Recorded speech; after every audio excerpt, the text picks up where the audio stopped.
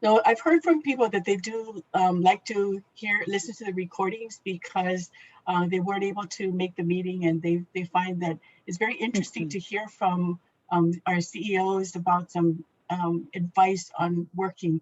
And you know, Mitch, I looked at some of the comments on the internet about people who work at Kaneohe Ranch, and people are saying, your employees are saying they love working there, and they have role models in leadership training, and they're so happy to work at Kaneohe Ranch. And I believe we're lucky because we've built a very good team. Okay, so I did send your bio out to everyone, but Mitch is the member of the Honolulu Club. He was the president and chief executive officer of the Kaneohe Ranch company from 2003 to 2013. And Mitch, you've got a lot of organizations that you've been involved with, and there was one time where you wanted to be a teacher as well, right? And so that's very interesting on how you want to do things for the community, for the young people with leadership, and with Teach for America, and bringing up the future of our society, people who want to be part of our group. So Mitch, take it away. Thank you, Naomi, and thanks for you guys for being here today, and thanks for all of you out there in recording land. So I've been in Hawaii for almost 50 years. And my career started, I came as a young lawyer. And I was hired by the firm that's now the Goodsill firm. And I practiced law for 20 years. And I loved practicing law. I enjoyed it a great deal.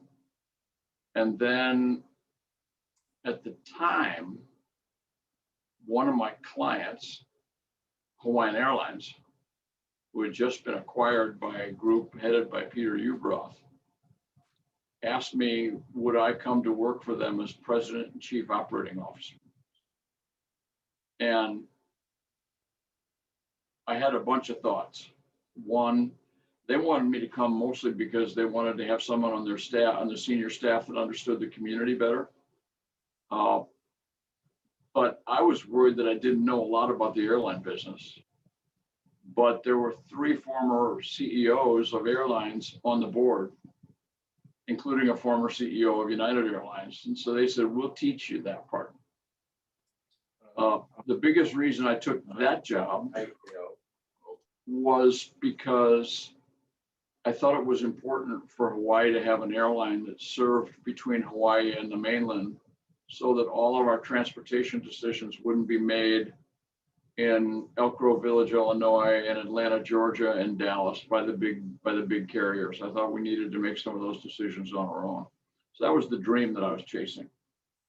And the management team that I joined, we were trying to do a reorganization of the airline because we had a negative net worth of $223 million when I walked in the door. We were in poor financial shape. And we were trying to do a reorganization where we would do like a bankruptcy without filing. And we got very, very close, but we didn't get it done. And there were some holdouts that led to future problems. But excuse me, I had a wonderful couple of years doing that for Hawaiian Airlines. Loved the people, loved the business. And happily, Hawaiian Airlines is alive today. I say, you know, it's like, what did I accomplish? They're alive today. And that's what that makes me feel good. I thought from there I was going to go back to practice law, and I was approached by the family of a lady named Victoria Ward about going to work in Kaka'ako with the area that's now called Howard Hughes.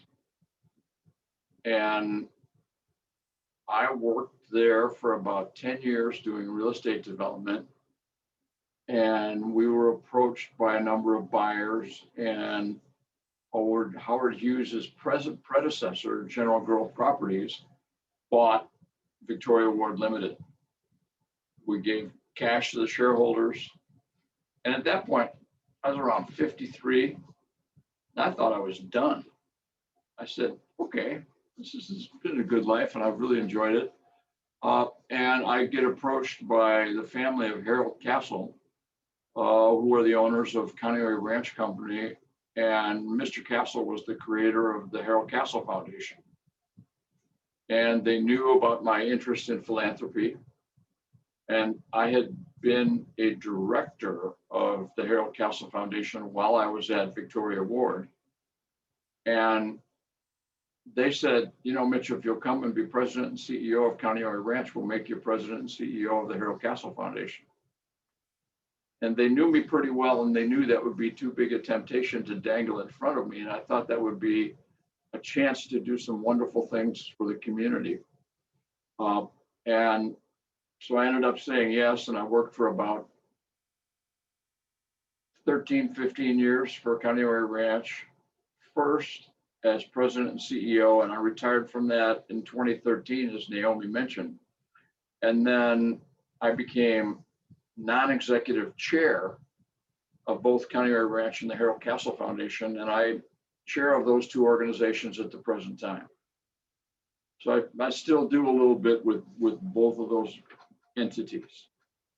I love Hawaii. I love the people that are in Hawaii. Always have. That was one of the big attractions in the beginning. I mean, I've been stuck at my house for 13 months. I did a really smart thing in the beginning of the pandemic when it was coming, when the lockdown was coming. I flew to the Big Island and picked up a puppy.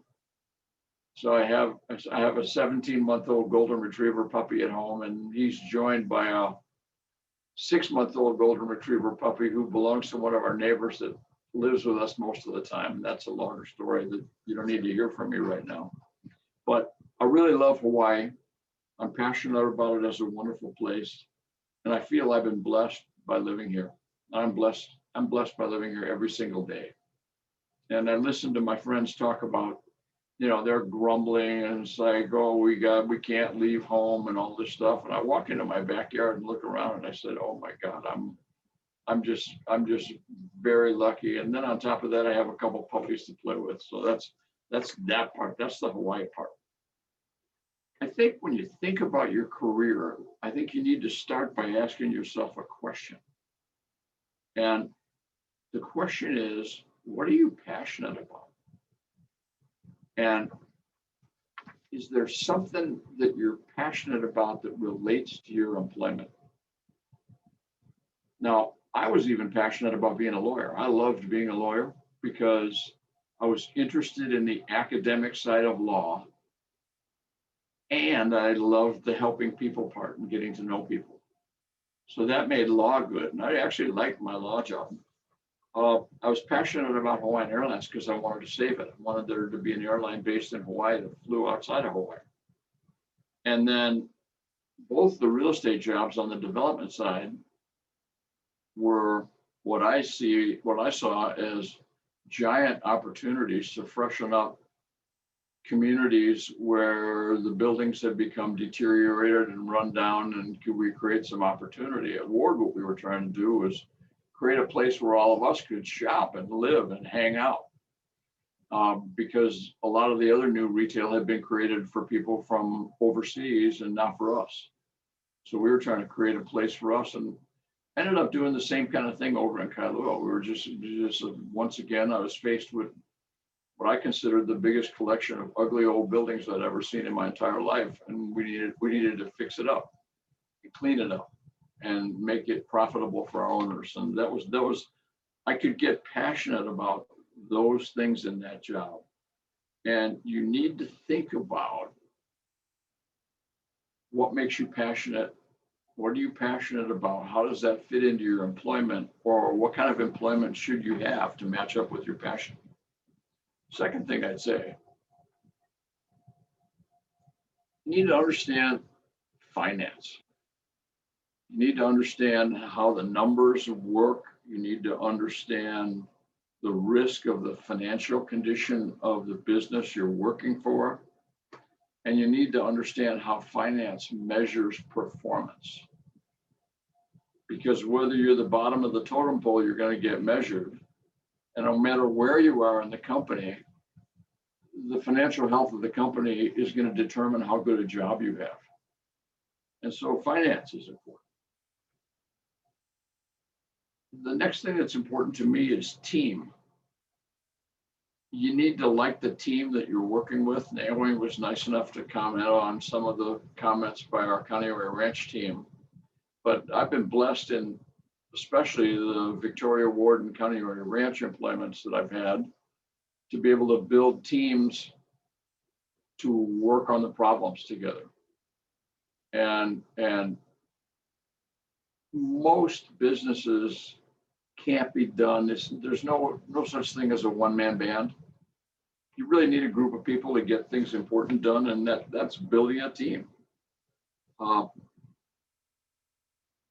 Your business needs to have financial controls. That's like an accounting word, but you need to have two people watching over where the money's going, so somebody's not taking the money.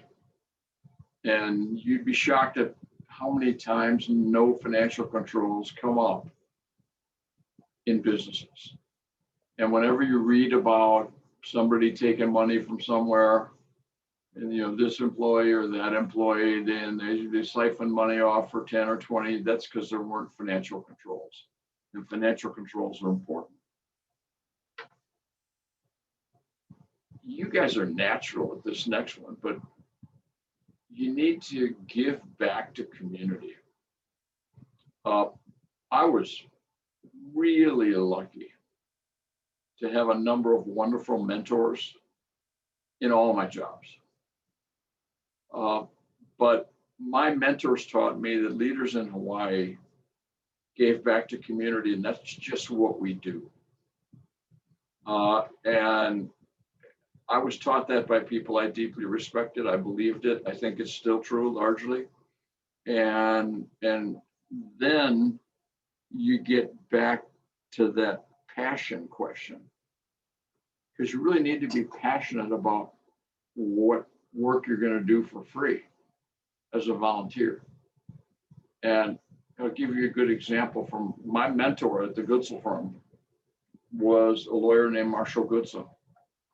And I got asked by one of my clients to join the board of the Boys and Girls Club.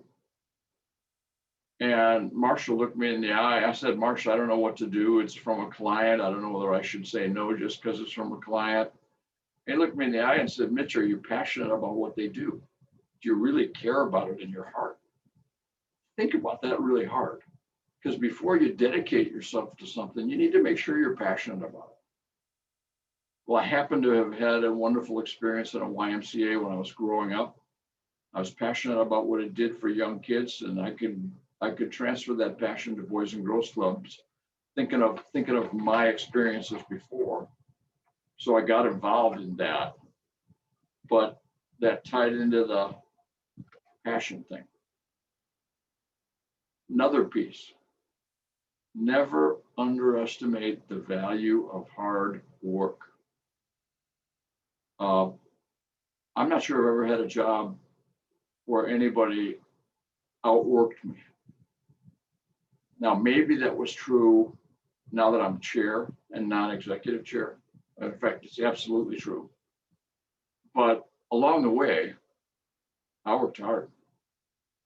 And it became a dilemma between working hard and balancing my life with my family and my children and all of that. But work hard. When I was a young lawyer, I was sort of terrified because I went to the University of Iowa Law School. And a bunch of my partners went to fancy law schools like Harvard and Stanford. And I'm like, can I even make it in a firm with these guys? So in the beginning, I worked hard because I wanted to show I could do it. Well, it worked out that I could do it. And it worked out that hard work was recognized and helped my career a lot. But don't forget to work hard. One of the things that everybody has to do in business is lead from the middle and manage up. Even if you're a president of an organization, you have to communicate with your board. And that communication is going to be critical to preserving your job. And no matter who you are, where in whatever employ, you're going to have people you report to, and you have to manage up to them. I don't think of it as just reporting. I think of it as management, because you need to take care of those people. And that's a life skill that's important. We're in Hawaii. Humility is a giant community value. My assistant and I talk about tantana persons and people that are really like self-promotive and all that kind of stuff. Don't be a tantana person. Be humble. It plays really well here. A lot of faiths tell you you're supposed to be humble. There's a lot of reasons to be humble, but this is a place where humility is valued. Look beyond today. When you're wherever you are in your job, where's the business going, and what's the strategic plan for the business, and does it make sense? And do you want to stay involved with it because you believe that? And then the flip side of it is, what's your personal long-term goal? What's your personal plan? Back to the passion word. What are you passionate about? And how does that and your future fit together with your current employment? And if it doesn't, you might look for a change. And I would add parenthetically, it might be as interesting a time to change employment as I've ever seen in my lifetime right now, with all the crazy stuff going on in the recovery from the pandemic. Oh, don't micromanage anybody, no matter who you are or where you are.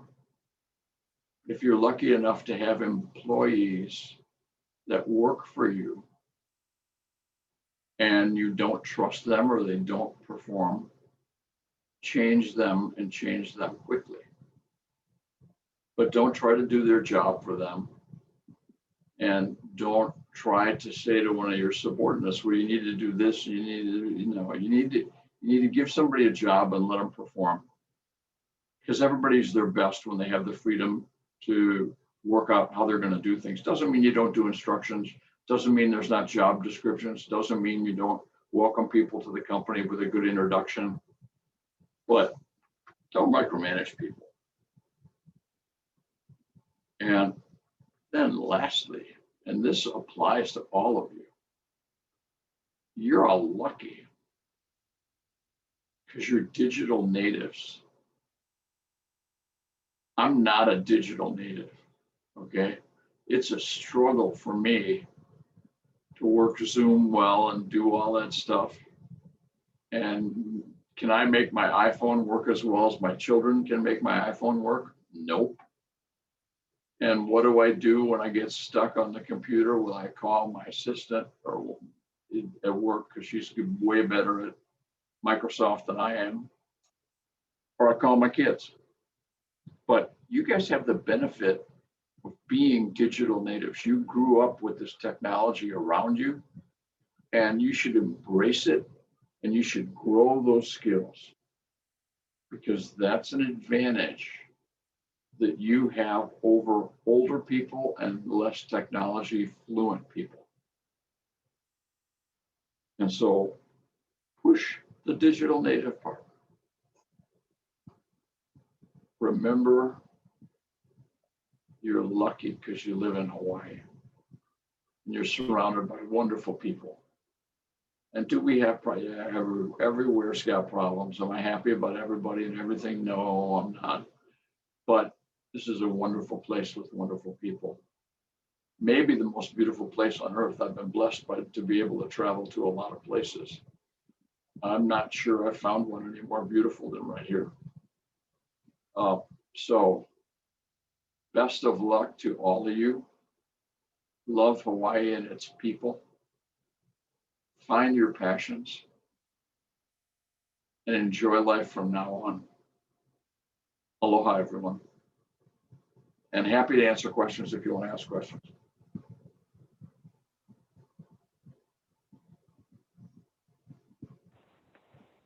Thanks, Mitch. That was really nice to hear. I feel like all of you guys are so prepared when you come on and have so much wisdom at the drop of a hat.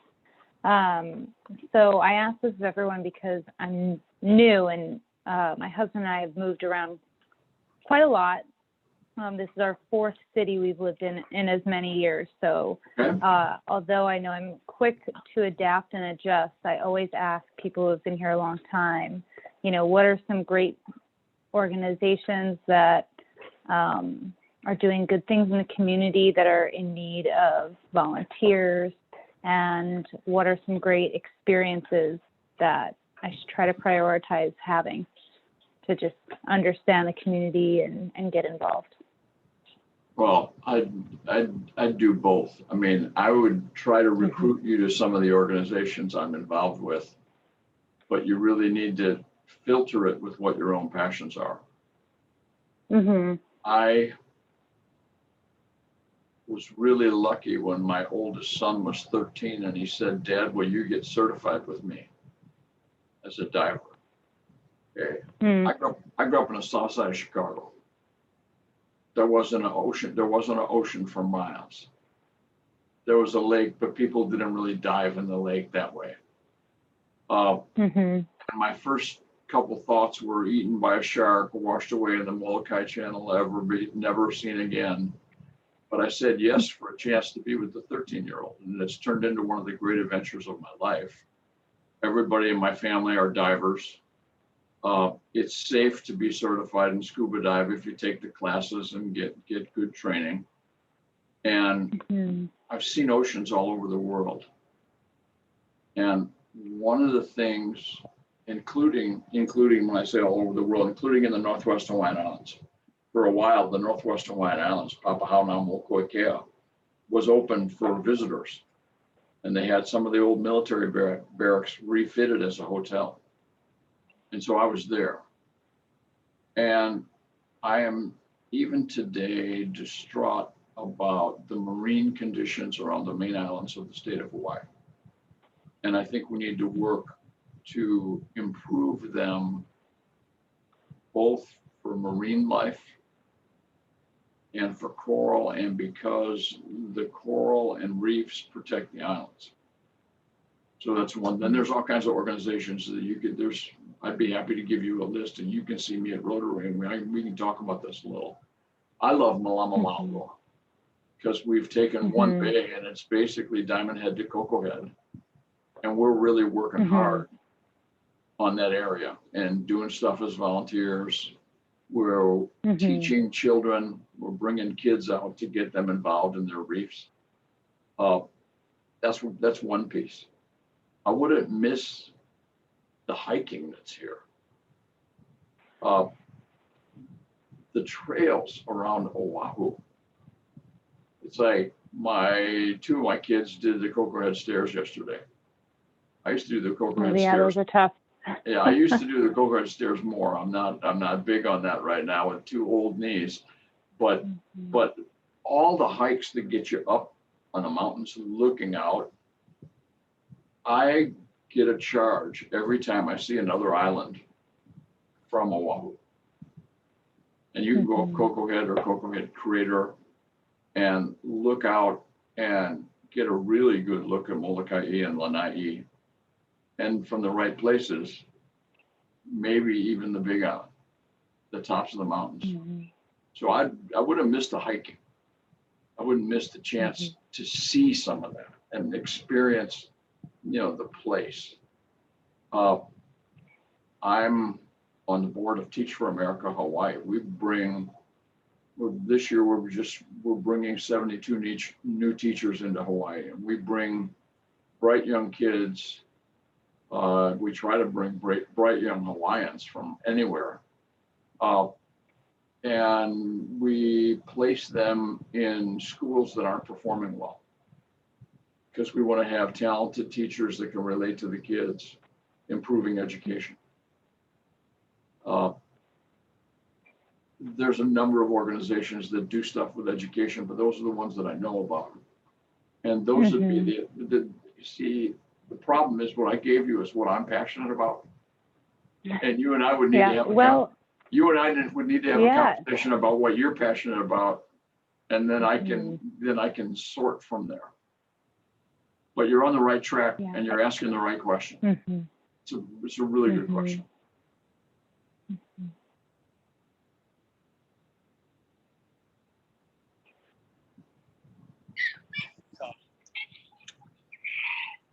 Hi, Mitch. Thanks for sharing. Monolo Bay is actually my backyard, so that's something I intended to get involved with. And I do have a passion for the ocean and marine life. And so, we got to get you involved somewhere then, Tyler.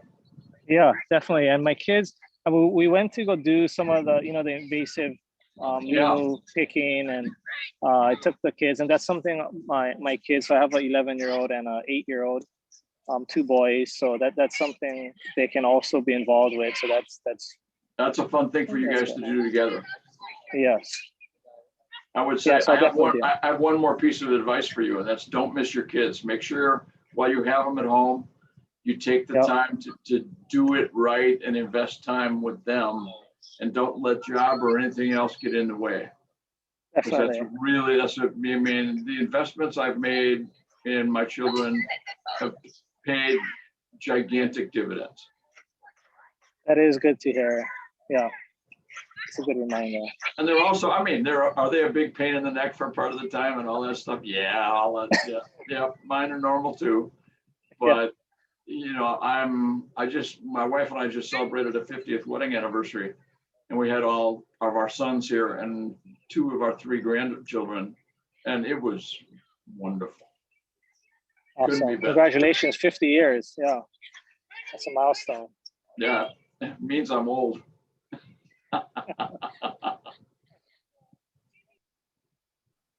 Yeah, Tyler, happy to talk sometime about Malama Mauna if you have interest. Definitely, I will reach out to you. Okay, that'd be good. Thank you. That sounds I have a question future about Rotary project. Oh, go ahead, Naomi. Oh, go ahead. Go ahead. Oh, I guess my other question was going to be, about work and career-driven. Mitch, one of the things I'm finding, I work at the UH Foundation. Okay. And one of the things that I'm finding is that we're on the cusp of a lot of change, and the pandemic, I think, luckily, has promoted this sense of urgency around a different approach to how we recruit talent and how we invest in our talent and how we engage them. And also we have an agency, and I don't know if it's typical here because I do know the ratio of, kapuna to working age folks is very different here than other communities. But in really, attracting talent locally or even from the mainland, what are some things that you found really paid off when you made investments in them in terms of, talent development or how you approach hiring or anything like that? I look for people that would be a good fit on the team that I'm building. That means a little bit I look for people I like and people I think that will get along with the rest of the team. I need to understand what people's passions are. In your context, it's like, why do they want to work for UH Foundation? And I've helped a couple people lately that have transitioned between different fundraising activities. And as long as you're passionate about UH, which is a really cool thing, UH is part of our future, and I am maybe as frustrated or maybe more frustrated than you about the budget cuts for UH. I think it's flat out wrong. Yeah. Oh yeah. I just do, and I'm an advocate for UH, and that's the way we're going to grow the skill level of our population. One of the things all kinds of people are talking about these days is like, well, what should we do about tourism? Well, the first thing we need to do is let tourism come back and get everybody employed again. And then we can look at, well, what kind of variations. And it's interesting when you look back at the history of Hawaii, because this used to be a really agricultural place. We were all about sugar and pineapple. And we pivoted to tourism. And I'm sure we can pivot again. We just need to plan it out well. And one of the key organizations to that pivot is UH. I can't say enough about UH. I like Dr. Lesner as well. And I think a lot of UH, and I have friends that teach there, and I really like the law school. But that's my old lawyer stuff. Yeah. And, I think some of the headhunters can find talent, but I think meet them. I mean, you get strong people skills. You'll get a lot by meeting people and asking them questions. And why are they passionate about UH would be one of the top of my questions. And if they are, if they love the stuff that UH does and can talk about it like I just did, they might be terrific. Fundraising's hard. That's a whole other side of things, because you have to be willing to take no an awful lot of times to get to a yes. So that's a matter of what kind of person you are. Hope Yeah, luckily helpful. I'm on the it is. I'm on the other side of it. I'm not on Tim's side. I'm on John's, on the operation edge. Okay. So good. we're really I think our fundraisers, honestly, they're phenomenal. And so I'm really working to change the way we think about internal That's good. things that we do, decisions we make, and what we prioritize. And it's hard to juggle that with trying to learn the depth of history of the university and the organization, but also try to make change at the same time. So change in an organization like that is really hard. Government related organizations are the hardest to change, but it's a wonderful thing to do because it benefits all of us. Yeah. So I would urge you to stay the course. I think it's cool. Yeah. We're getting there. There's a lot of exciting things. Yeah, happy to talk or have coffee sometime or do something. Yeah, that'd be great. Okay.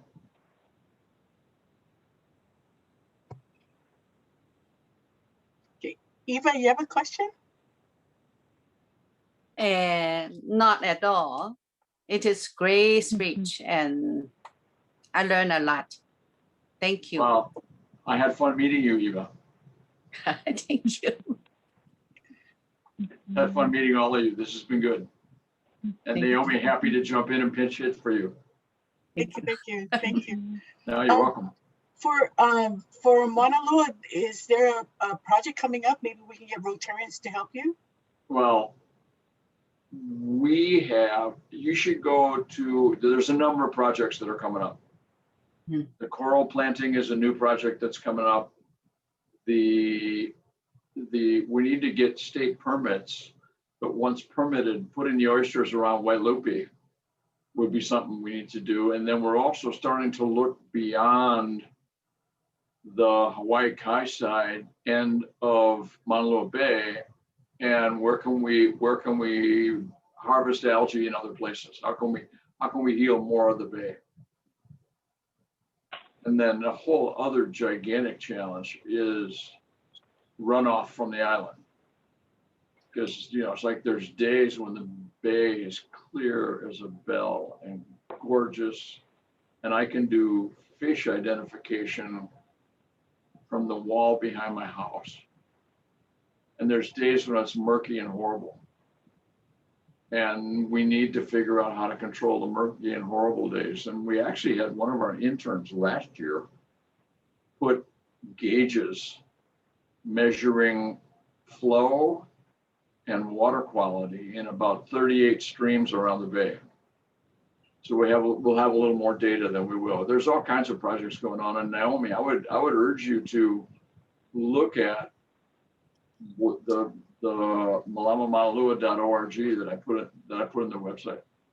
Okay. And Mhm. if you have further interest, you can send me an email and I'll try to send you our new annual report that just came out. Okay. Good. Good. Mitch, you also were very interested in the public education, and Yes. you taught at a school, right, for a little while. And I never taught for any length of time. My youngest son taught in YNI for 6 years. He was a Teach for America Corps member, and then he went to University of Pennsylvania to get a doctorate in education. And my oldest actually taught school for a year, about 3 years. And then he and his wife tried to do the math and figured out he better go get an MBA to live in Hawaii better. So that's what he did. But So what can we do to improve the system? Because you can go meet a principal and ask them what help they need. I mean, every school needs help, and schools aren't the greatest in terms of recruiting volunteers to come help them. Yeah. But they do need help. I mean, obviously, Teach for America, we recruit teachers. That's a little niche. There